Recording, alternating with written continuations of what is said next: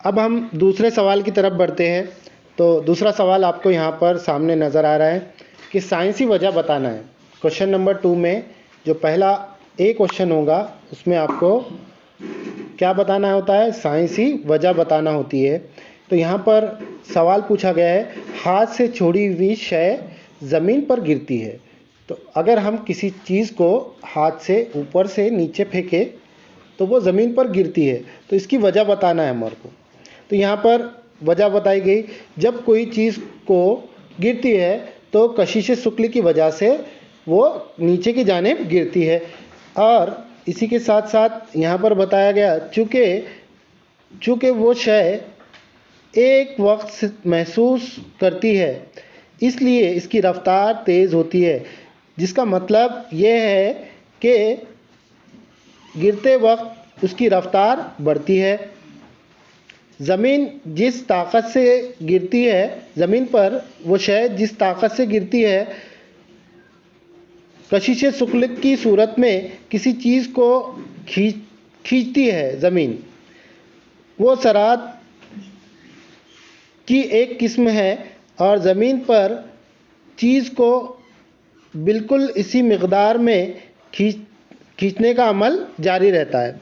तो यहाँ पर बताया गया कि कशिश शुक्ल की वजह से ज़मीन किसी शय को जो भारी भरभक्कम होती है उस शय को अपने अतराफ़ खींचने का काम करती है, और जब कोई शय गिरती है तो इब्तदाई हालत में उसका रफ्तार कम होती है, लेकिन जैसे जैसे वो ज़मीन के करीब आती जाती है तो उसकी रफ्तार बढ़ती जाती है। तो यहाँ पर अंग्रेज़ी में भी बताया गया, when something false because of gravity, because of that object feel a force, it accelerate, which means the velocity get bigger and bigger। यानी जैसे जैसे रफ्तार ज़मीन के करीब आती जाएंगी चीज़ तो वैसे वैसे उसकी रफ्तार बढ़ती जाएंगी। as it fall the strength will which earth pull something in the form of gravity is the type of acceleration। यानी जो रफ्तार होती है उसे एक्सेलरेशन कहा जाता है। Earth pull on everything exact the same amount, यानी ज़मीन जो है तो किसी शय को कशिश शुक्ल की वजह से अपने अतराफ़ में खींचती है। उसी तरह एक सवाल पूछा गया, एक ही ग्रुप के अनासिर की गिरफ्त यकसा होती है। एक ही ग्रुप के अनासिर की गिरफ्त यकसा होती है, यानी जैसे आप लोग जानते होंगे कि hydrogen, lithium, sodium, potassium, rubidium, caesium, francium, ये पहला ग्रुप है। तो पहले ग्रुप के अंदर आपने देखा होगा आमतौर से कि इनकी गिरफ्त एक जैसी रहती है। तो इसकी वजह क्या है बच्चों? तो पहले यहाँ पर बताया गया कि एक ही ग्रुप के अनासिर एक ही तवाज़ुन में ज़ाहिर करते हैं, यानी उनके आखिरी खौल में इलेक्ट्रॉन की तादाद एक जैसी होती है, क्योंकि इनके सबसे बाहर की खौल में एक ही तादाद में इलेक्ट्रॉन होते हैं, यानी वैलेंस शेल यानी आखिरी खौल। चूँकि गिरफ्त का दारोमदार गिरफ्ती इलेक्ट्रॉन पर मुनहसर होता है, इसलिए इनकी यकसा गिरफ्त होती है। जैसे आप लोग हाइड्रोजन, लिथियम, सोडियम, पोटेशियम और रुबिडियम और सीसियम, फ्रेंशियम वगैरह का देखेंगे तो उनके आखिरी खौल में एक ही इलेक्ट्रॉन होता है, ऊपर से नीचे तक एक ही इलेक्ट्रॉन पाया जाता है, गिरफ्ती इलेक्ट्रॉन, इसलिए उनकी गिरफ्त एक जैसी होती है। तो इसलिए कहा जाता है कि एक ही ग्रुप के अनासिर की गिरफ्त एक जैसी होती है। इस तरह से जवाब आपको लिखना होगा इम्तिहानों में। उसी के साथ साथ अंग्रेजी में भी मैं आपको बता दूँ, elements in the same groups have the same valency because the same number of electron in the outermost shell, यानी आखिरी खौल में इलेक्ट्रॉन की तादाद एक जैसी होती है। Valence shell, since the valency depends upon the valence electron so the same valency, यानी आखिरी खौल में जितने इलेक्ट्रॉन रहेंगे गैर जोड़ीदार उतने वैलेंसी होगी। उसी के साथ साथ अगला सवाल पढ़ते हैं। तीसरा सवाल यहाँ पर पूछा गया, बरकी स्त्री में बहुत ऊंची मज़ाहमत वाले लच्छे को अबरक की परतों के दरमियान रखा जाता है। यहाँ पर सवाल पूछा गया कि बरकी स्त्री के अंदर जो अबरक की तह है तो हाई वोल्ट वाले लच्छे का इस्तेमाल किया जाता है। तो क्यों किया जाता है? तो इसकी वजह बताना है आपको। तो यहाँ पर वजह बताई गई। देखो, निक्रोम जैसे मुरक्कब धातु को मज़ाहमत सलाहियत ख़ास धातुओं से ज़्यादा होती है, यानी उसके अंदर बहुत ज़्यादा इलेक्ट्रिसिटी एब्जॉर्ब करने की कैपेसिटी होती है। ठीक है, दूसरी चीज़ बताई जा रही है, करंट गुजारने पर आसानी से ये गर्म हो जाते हैं, यानी जब हम इस निक्रोम के अंदर बरकी रॉ गुजारेंगे तो उस वक्त ये क्या हो जाएंगे, गर्म हो जाएंगे।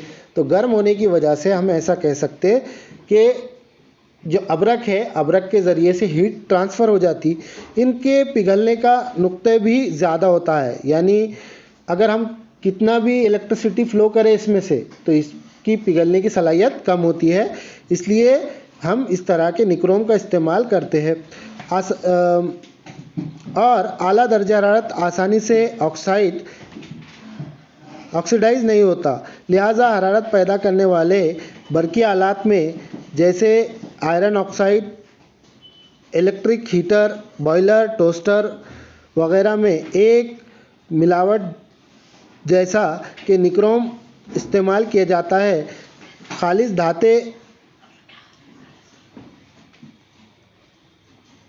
धातें इसमें इस्तेमाल नहीं होती।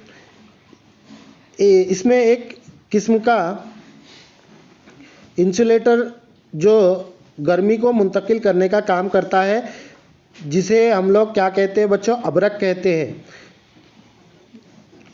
जो अबरक हरारत गुजारने का काम करता है, जबकि बरकी रॉ इससे गुजर नहीं पाती, जिसकी वजह से हमें करंट या शॉक नहीं लगता है। इसी के साथ साथ यहाँ पर अंग्रेज़ी में बताया गया कि resistivity of alloy is alloy like nichrome. Alloy उसे कहा जाता है जो दो या दो से ज़्यादा धातों का मजमूआ होता है, उसे एलॉय कहते हैं। तो यहाँ पर एलॉय लिया जाता है, तो more than pure metal they will get heated easily and pass the small amount of current, यानी ये क्या करते हैं कि बहुत ज़्यादा पैमाने पर इलेक्ट्रिसिटी एब्जॉर्ब करते हैं और गर्म हो जाते हैं। गर्म होने की वजह से हम ऐसा कह सकते हैं कि इससे बहुत बड़े पैमाने पर हरारत खारिज होती है, इसलिए हम लोग अबरक का इस्तेमाल करते हैं।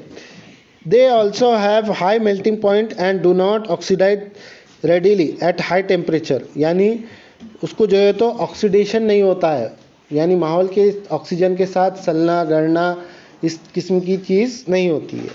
So the electric equipment producing the heat, example iron, electric heater, boiler, toaster, etc. an alloy of such nichrome use not pure metal, यानी हम लोग टोस्टर, हीटर और दीगर चीज़ों में निक्रोम वायर लूप का इस्तेमाल करते हैं, क्योंकि जो खालिस धातें होती है वो आम तौर से टूट जाती है, जिसकी वजह से खालिस धातों का इस्तेमाल नहीं करते हैं हम लोग।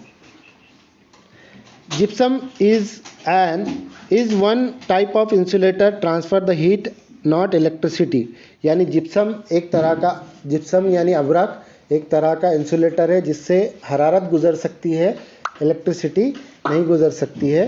तो इस किस्म के इंसुलेटर का इस्तेमाल करते हैं हम लोग। ठीक है, आइए हम नेक्स्ट वीडियो में इंशाल्लाह अगले सवाल को हल करेंगे।